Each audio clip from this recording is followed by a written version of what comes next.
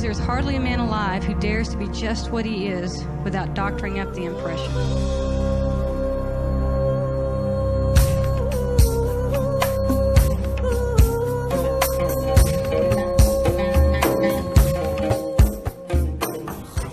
It reminds me, a long time ago I read a novel. I don't remember the name of it, and I don't remember much about the plot. I just remember this one part of it where the girl who is the main character falls down and hits her head, and she goes into this kind of dream world.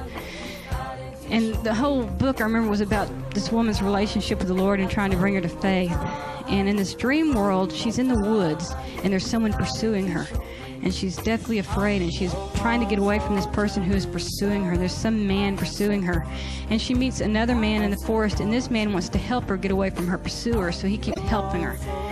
But as the story goes on, she begins to realize that the man who is pursuing her is actually pursuing her for her good. And it turns out to be an allegory. The man pursuing her was the Lord, and the one trying to help her get away from him was the devil. I have set watchmen on your walls, O Jerusalem, who shall never... A lot of the problems that we have in our life is caused by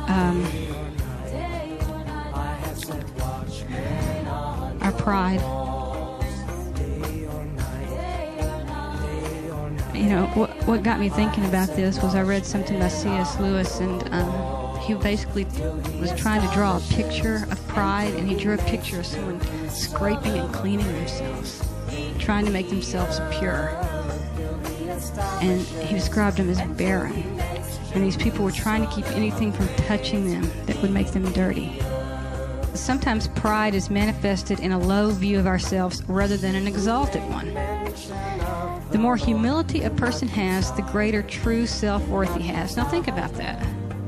The greater humility a person has, the more true self-worth he has.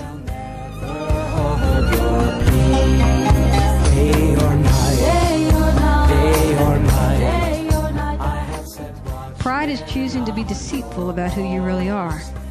It destroys self-esteem, making you insecure. Now think about that. It is not true to say I'm worthless. You are made in the image of God.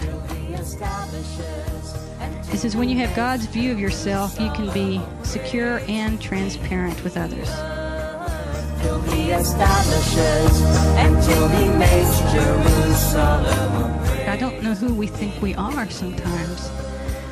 To have these thoughts about ourselves and to believe these lies as though it had anything to do with what I make me, has everything to do with what he made me.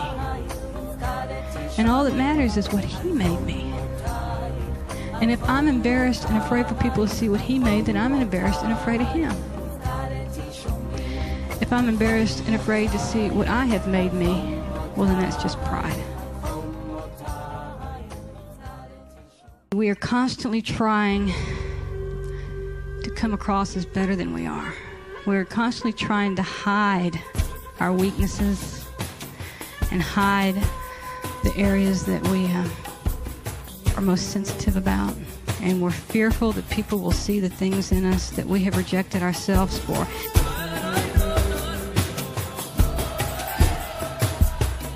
Humility is being willing to be known for who you are. Pride is trying to be known for who you are not.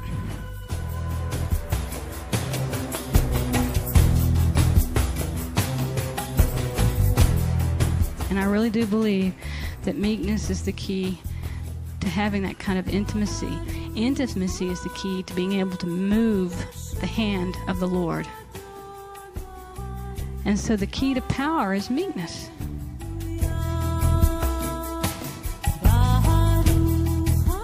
Sitting at Jesus' feet is a very exposed place to be. You know, you sit at Jesus' feet and he sees that. He saw that thought. He knows that attitude. He knows that thing that you did when you were 12 that you never told anybody. You know? And you squirm.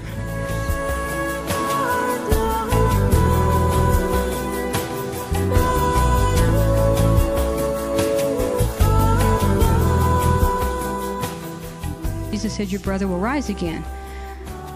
Martha said, I know he'll rise again in the resurrection on the last day. And Jesus said to her, I am the resurrection and the life. See, Jesus responded to Martha. He responded to her by speaking truth to her. He said, Martha, you have been full of agendas and other things, and your eyes are on the wrong thing. It does not matter whether someone dies. It doesn't matter whether someone lives. One thing matters, and that's that I am.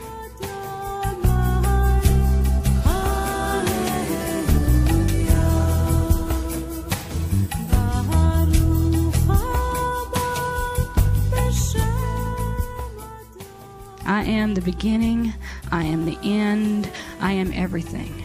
And if you've got your eyes on the result, well, then I have disappointed you, haven't I?